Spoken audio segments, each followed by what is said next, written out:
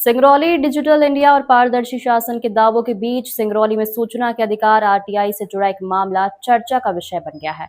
आम आदमी पार्टी के प्रदेश सचिव राजेश सोनी द्वारा जनजातीय कार्य विभाग से सूचना के अधिकार अधिनियम के तहत मांगी गई जानकारी के बदले विभाग ने 16,266 जमा करने के बाद ही सूचना उपलब्ध कराने की बात कही है। राजेश सोनी ने इस बात पर आपत्ति जताते हुए कहा कि इतनी बड़ी राशि मांगना आम नागरिक के लिए सूचना प्राप्त करना लगभग असंभव बना देता है। उनका कहना है कि सूचना का अधिकार अधिनियम का उद्देश्य शासन में पारदर्शिता और जवाबदेही सुनिश्चित करना है, लेकिन हजारों रुपए का शुल्क मांगने से कानून की मूल भावना प्रभावित होती है।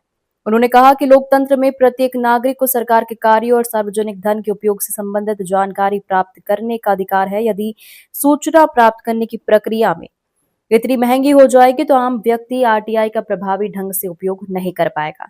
यह मामला अब जिले में चर्चा का विषय बना हुआ है। लोगों का मानना है कि सूचना उपलब्ध कराने के लिए इतनी अधिक राशि निर्धारित किए जाने से पारदर्शिता पर सवाल उठते हैं। हालांकि जनजातीय कार्य विभाग की ओर से इस शुल्क के निर्धारण को लेकर अभी तक कोई विस्तृत आधिकारिक स्पष्टीकरण सामने नहीं आया है। ग्लोबल इंडिया टीवी सिंगरौली से वंशमणि द्विवेदी की रिपोर्ट। हमने ये आरटीआई पहले लगाया था कि हमारे सिंगरौली जिले का जो डीएमएफ फंड है उसका उपयोग कहाँ किया जाए। मुझे पता चला कि जो जनजातीय कार्य विभाग है उस कार्यालय में भी कई करोड़ रुपए दिया गया। मुझे लगा कि जानकारी ले लेनी चाहिए और सिंगरौली की जनता के सामने रखना चाहिए कि आपका पैसा कहाँ पे उपयोग हो रहा है। जब हमने आरटीआई लगाया तो मुझे 27 जुलाई को एक पत्र आया जनजातीय कार्य विभाग के द्वारा कि 8,133 पेज का मेरी जानकारी है और उसका फीस होता है 16,200 कुछ रुपए। तो मुझे ऐसा लगता है कि डिजिटल का ज़माना है जहाँ पे हाई कोर्ट तक का जो नोटिस है वो आज व्हाट्सएप और ईमेल के माध्यम से जा रहा है।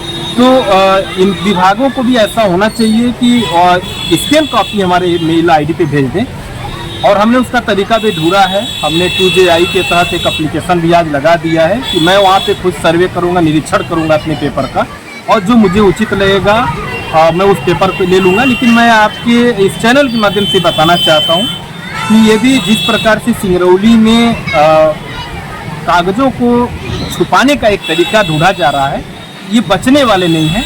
ये मैं आपको आश्वस्त कराना चाहता हूँ और आपके माध्यम से सिंगरौली की जनता को भी आश्वस्त कराना चाहता हूँ कि मैं सारे पेपर को निकाल के सिंगरौली की जनता के सामने जरूर रखूँगा।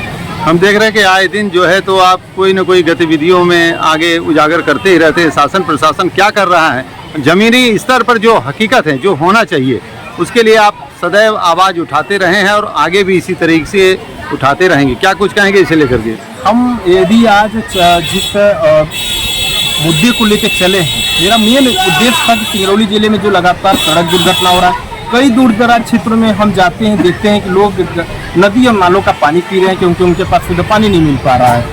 सड़क दुर्घटना में मृत्यु दर देखा ही जा रहा है किस प्रकार से हमारे सिंगरौली जिले में कई बेगुनाहों की जान जा रही है। प्रदूषण यदि देखा जाए चरम पे हमारे सिंगरौली जिले में जब 4,033 करोड़ पिछले 5 सालों में पैसा आया हुआ है तो उस पैसे का दुरुपयोग क्यों किया जा रहा है, जबकि यहाँ पे सुपर मल्टी स्पेशलिटी अस्पताल की व्यवस्था होनी चाहिए, भारी वाहनों के लिए एक अलग सड़क की व्यवस्था होनी चाहिए, दूर दराज गाँव में जहाँ पे यदि हम पानी सप्लाई में नहीं देख पा रहे वहाँ टंकी लगवानी चाहिए फिलहाल, और जो प्रदूषण उसकी रोकथाम करना चाहिए। लेकिन ये पैसा अनलीगल रूप से कहीं ना कहीं गलत तरीके से बहाया जा रहा है, जो कि सिंगरौली की जनता के साथ पूरी तरह से धोखा है।